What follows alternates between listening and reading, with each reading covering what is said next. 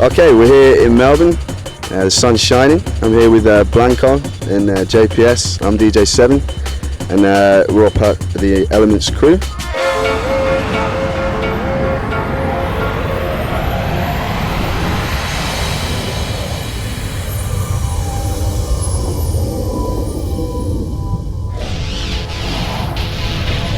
You're talking about things that I haven't done yet.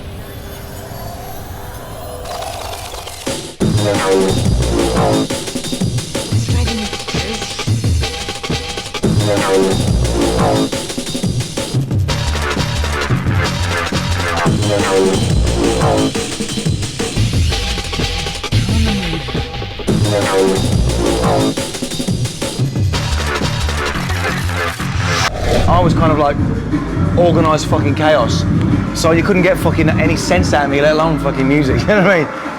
And I think now I've got Ryan Paul, who's the label manager there, and he's like every 3 weeks we're up until July now, so it's kind of good. I mean, what I had to learn, the lesson that I've had to learn really is that you might have a great camp as a sound, but you've got to organise it. You know, you have to. You know, we were organised in the beginning, and I just think, what's that? Administration. Well, yeah, and I've always delegated to everyone because I want family. You know, the thing with me that no one can take it away from me. I did bring everybody in and give everybody a bit of the pie.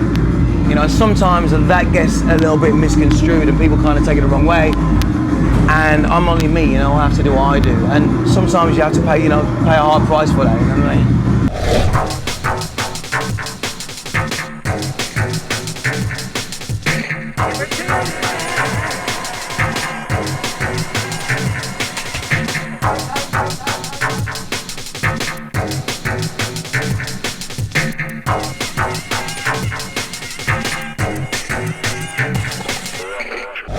You know, you had the kind of Ed Rush Obstacle era and people stayed there. When the UK artists get on a groove, they kind of get on it and they move off.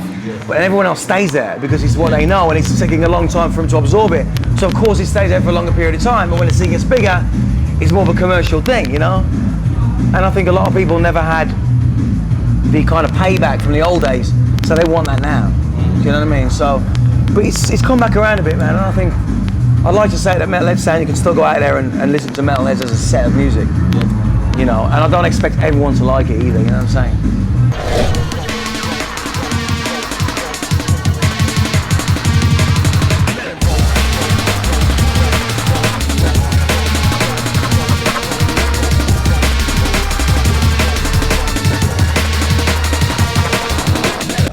So what are you doing at the moment? You've got a new album coming up? Well, I'm halfway through the soundtrack, because basically I spent 3.5 years writing the film, which is Cine Tempest.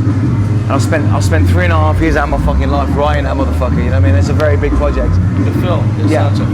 Yeah. It's basically a film that I've been writing for about 5 years. I've physically been writing it for 2.5 years, 3 years. And I finished it about 3 months ago. And we're in the process of now getting the money together into production. And I'm directing, I'm not even in it, I'm just actually directing the film. And putting the Metalhead's sound around it and the Goldie album around it and the score around it. You know, it's kind of... So it's a whole... Well, it's a whole thing. I mean, as an artist, it took me a long time to do a whole project. And I've always wanted to do something that's really complete. Yeah. You know, like Timeless is complete for audio, as in oral. But you need I needed like a visual thing that I could make people understand that sound, you know what I mean? You know, this is a story about, you know, a kid who has to survive in an environment where he sees his mum fucking doing fucking heroin and his dad's a crackhead and he's fucking, the only guy he can speak to is a guy on a bench that fucking drinks alcohol and he's a tramp, but he's as wise as any motherfucker, do you know what I mean? And it's about that kind of story, you know?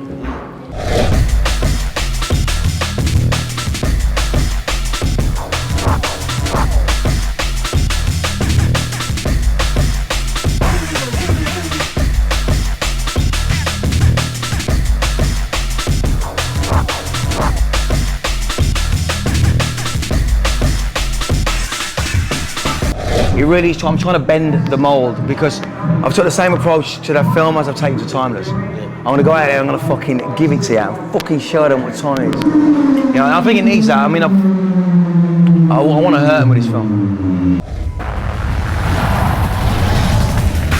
This is my first major tour of Australia and it's been brilliant, you know. People are so extremely friendly down here. and I love that. They don't have the arrogance of the British and the ignorance of the Americans, you know. It's like everyone's like chilled out and friendly, so definitely I want to come back soon.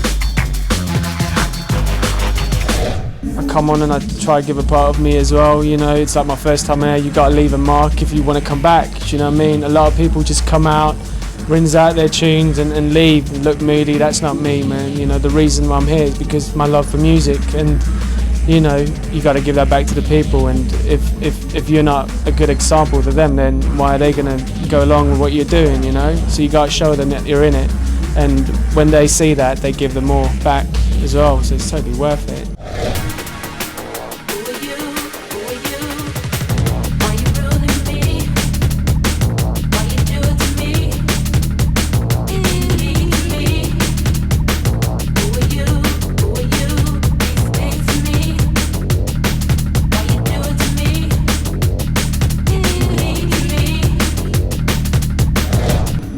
When I first got into this, everyone told me I couldn't do it. You know, everyone said there's no way, there's no foreigners in drum and bass. There's no one that's ever known to come out from the UK and do this thing. And I did it, so I guess it's time to move on. And gave it a totally different sound as well while you were at it. Yeah, you know, the thing is, when you step on someone else's game, you got to reinvent the rules and you got to break them. And I think I did that in a way.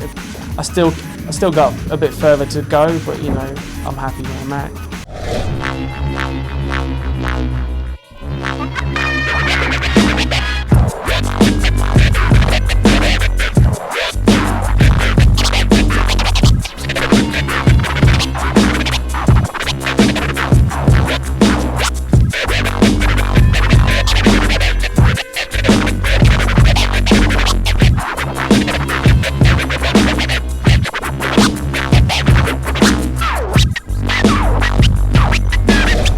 When I first started getting into drum and bass, like all the hip hop kids didn't understand why I was doing it. Yeah, they were like, "What the fuck's he doing?" You know, because I was on top of my game. I had just finished winning 3 world titles, and I was supposed to be representing hip hop. Yeah. And so I started spinning drum and bass, and everybody was just like, "What the fuck are you doing?" And I was just like, you know what? At the moment, I really wasn't feeling hip hop no more. So I was just like, I'm just trying to do me. You know what I'm saying? I'm trying to do what I want to do. And yeah, kids weren't feeling that at first, but I think now they're catching up.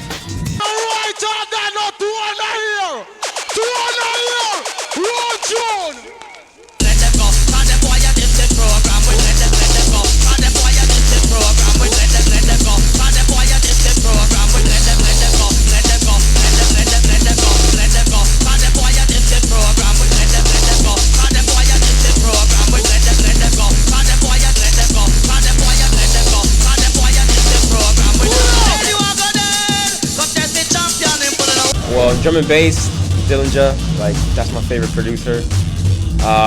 Dillinger and the Full Cycle Camp, Twisted Individual, Hazard, like just all the party shit, you know what I'm saying? And with like hip hop, Neptunes and Timbaland, Premier. Yep.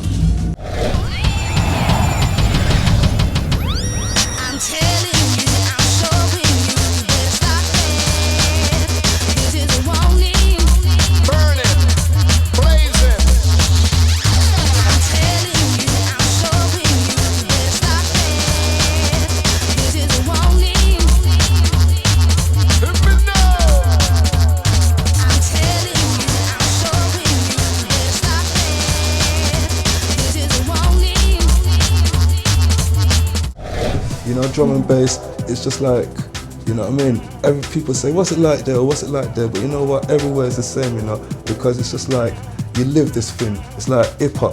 Everywhere you go, you see people, they got the same hip hop attitude. It's not just in New York now, you get what I'm saying? That hip hop attitude runs throughout the world, you get what I'm saying?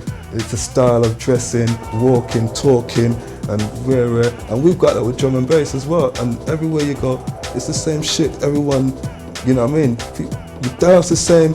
It's the same thing. It's just one nation. You know what I mean? So, you know.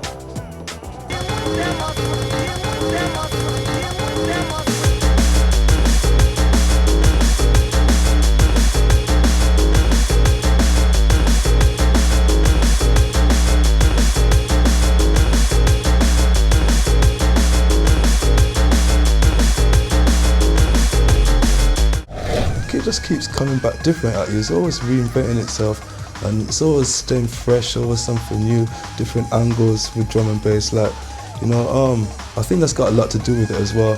The forever different styles of drum and bass, you get what I'm saying, and the influences and the cultures that you can mix with it. So that's why it's always, you know, always something different. You never know what's gonna happen next. People always say to me, "What's gonna happen next year or whatever?" And I'll just say, you know what, I don't know, man, because with drum and bass, there's no rules, you get what I'm saying? You just do your own thing.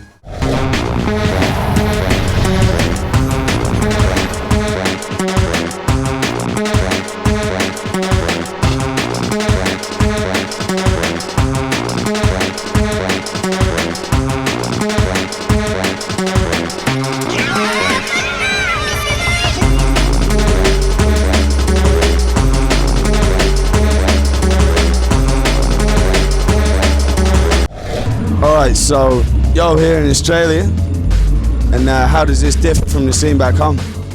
Well, like Australia and New Zealand, I try to compare together. They're like, they're not just wicked parties. Back home, it's a bit more mixed. There's more DJs, more, you know. Out here, the night's just based around us, and they're just fucking wicked to play. Excuse my French.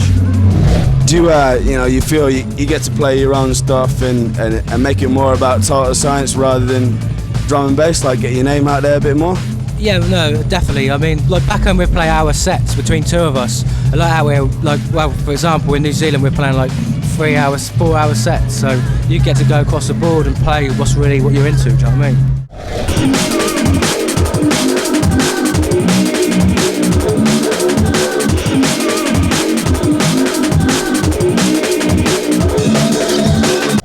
So what do you think about all these new producers coming up, like DK and Baron's Big, Hazard and all that, like a bit more of a jungle kind of jump up sound?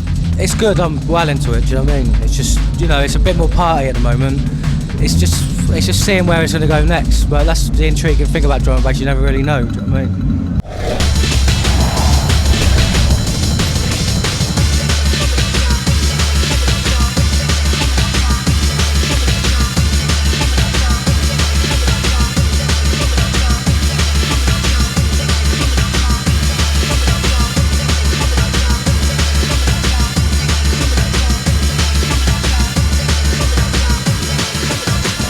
Alright, I'm here with Sonic, one half of Accidental Heroes. How you doing, man?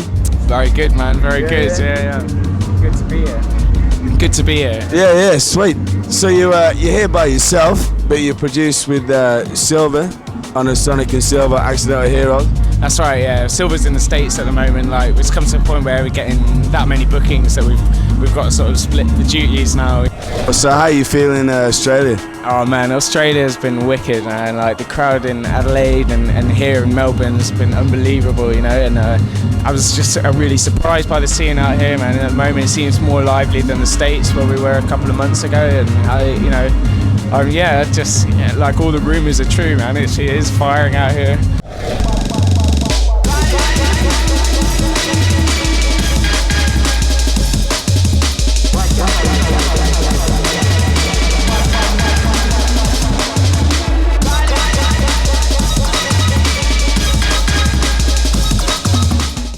Like being relatively new on the scene, and you've been catapulted up into the, you know, in the same style as everybody else. Like you're pretty big now. Like how's it feel?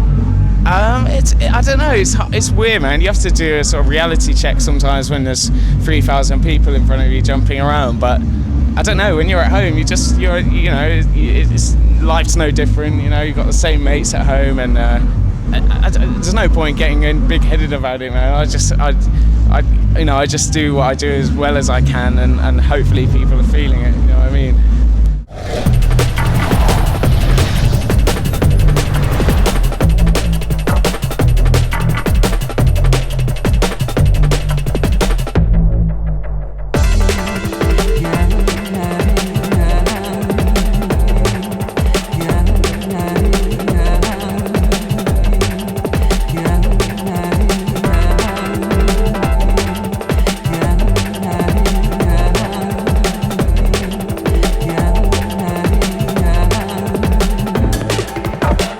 Okay, we're here in Melbourne. I'm talking with Klute. How are you? I'm good. I'm good. I'm very Is this, I believe this is your first time in Australia? Nah, man, this is my second tour as Klute in Australia. And I came here once before when I was in a rock and roll punk band. Yeah. Oh, okay. This is my third time in Australia. Your third time? Yeah, motherfucker.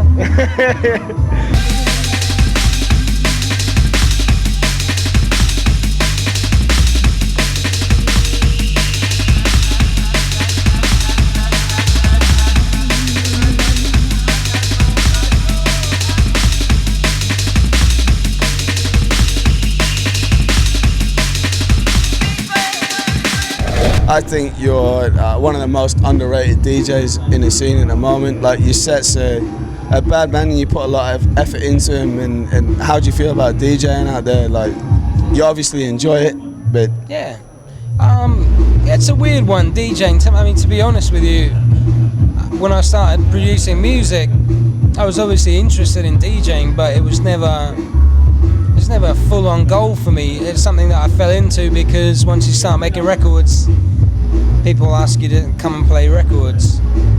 But I've got a lot of pride in DJing. You know, I want it to be good, and I've got a very specific view of how it should be, how I like to see other people DJ as well. And you know, it goes hand in hand with producing certain types of music. So you know, both sides benefit each other, production and DJing.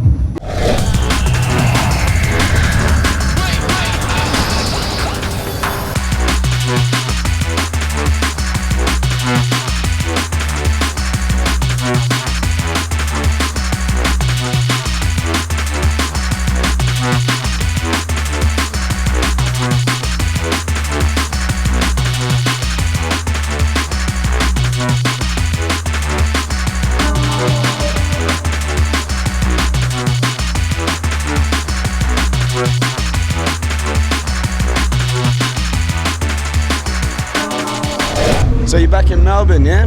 Yeah, it's good to be back. It's been, what, 18 months or something? It's been a while, man. 18 months? Something like that, was it? It's been a while, anyway. So what's been going on? You've been busy, yeah? It's been like a really busy year. Just not really in the studio. I've only been in the studio, but just like DJ representing the music like worldwide, everywhere. In a year, I've done like Japan, Brazil, obviously down here, America, 90% of Europe. A lot of things in England and just I don't know, it's been really enjoying it. It's been really, really good. You know, it's been a good year, man. Lord only knows how you make me feel.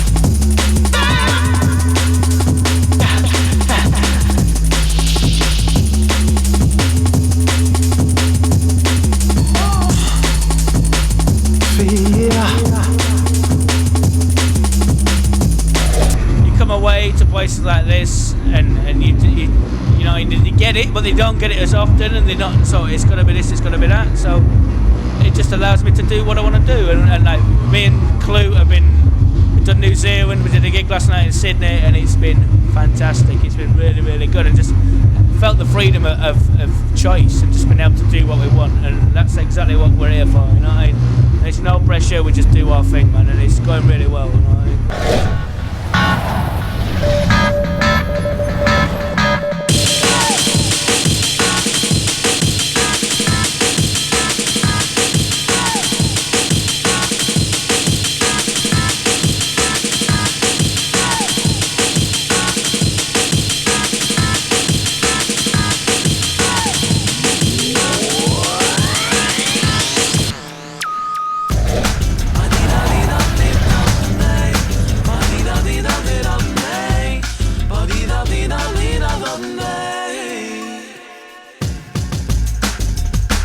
Yeah, I just want to say big shout to all the Elementz crew for bringing us over to Australia. Me and Chief talking about Cleveland Walkers and Chief in the house, live and direct inside the mix. Hey, we've been dealing with Django drum and bass since '93. But how long has it been mixing with samba and sort of blending with the traditional rhythms? So XRS was the first one to mix Yeah. He has a track called The Secrets of the Floating Island, which came out on my first compilation in Brazil, Sounds of Drum and Bass. Yes. It's on I Brazil know EP as that well. tune. Yep. So he made that tune back in '96. Right. Then we got a guy called Ramil Salmaia. He did a few things with Brazilian sounds in '97, '98, but with vocals. Samba Sim was the first thing. So yeah, since that time we just started to experiment more. Mark XRS was dealing with some classic Brazilian music, and we just try to find other things and all that. So it's good. Make some noise for DJ Pachif inside.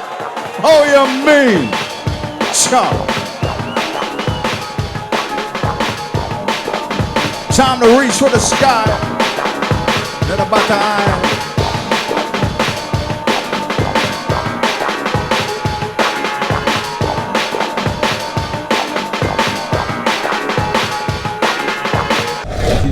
You become a product of your environment. Where I live in Hackney is very cosmopolitan, and an area in Hackney where I live is, just grew up with so much different sounds. The earliest I remember is obviously reggae music, where my parents from the Caribbean, so there was a lot of that kind of music in the house. But in the environment, there's a lot of Asian music, African music, music from all over the world. So it all becomes, you take that in, it becomes, and you kind of stew it and do your own thing with it eventually. I'm a believer in the spoken word. The things you say about yourself are so absurd. And stop speaking negativity in your life, and start speaking positivity in your life. Break up the strife, surgical color removed by a knife, and let the word of Jah take you to a greater height. Hey, so high that you don't ever want to come down. Weaving the word that lies a much deeper sound. For me, I mean, it's a challenge, because you got this, especially like working with the drum and bass DJs from the Metalhead stable, who kind of pushed more of the harder sound, and me being a singer and trying to find like the melodic complement to that kind of cacophony of sound, and 1 minute there's a whisper and the next minute there's an explosion, and trying to find the melody and the line within that sound was challenging, and it was great. It's great. Enjoyed that period. To the left and to the right, massive at the back. Time to listen, real hardcore drum attack. Bubbling sound, the chiefy in your town. We do it for the white, the black, the pink, and the brown. Bubbling hot, busting non-stop. Run it from the edge, shake it straight. Who wants to rewind? You gotta make some noise inside. Come on, Melbourne. Oh my gosh. We don't have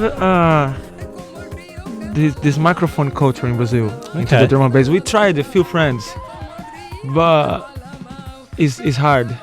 So to be with Cleveland on the road in these days, for me, it's great, because I've been watching him since 95, 96, and I worked with his timing as well, which is good. It's like, I can't really explain. He can tell better, but it's like a glove, We have a fun, we laugh.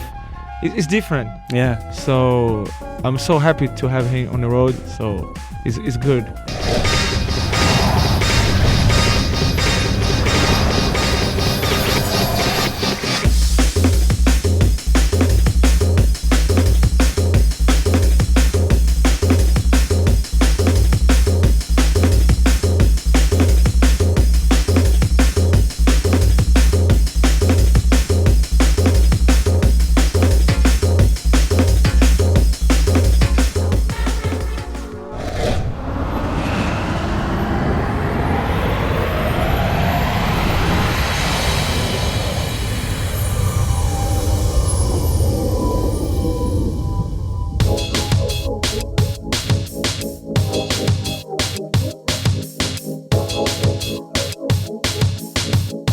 What I want to see is that drum and bass become like not only an underground sound, and I want to see it like progress to, like, being one of the main genres of music here. Like I try and work with like other crews, like from Hardware or like from Asian Mad, you know, try and put the sound out there more and that get other peeps who are not into the scene yet to feel and to hear the sound.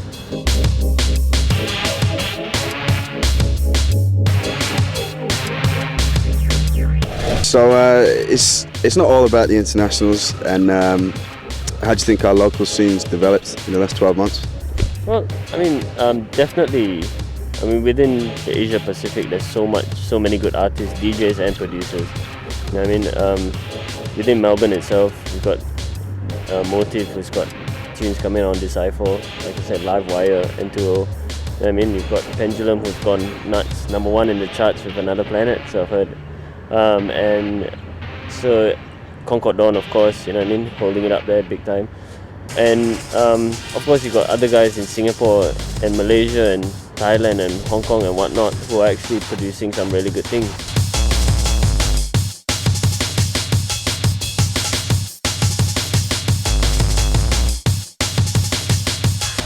Last but not least, I'd like to thank everyone who has like helped us in the scene and made it become what it is, you know. All those who have come to all our events, the guys in the scene like Motive, Sean, Lex, Fletch, Rockspin, even like the young ones who are coming up now, like you know who you all are, yeah? Thanks heaps and peace.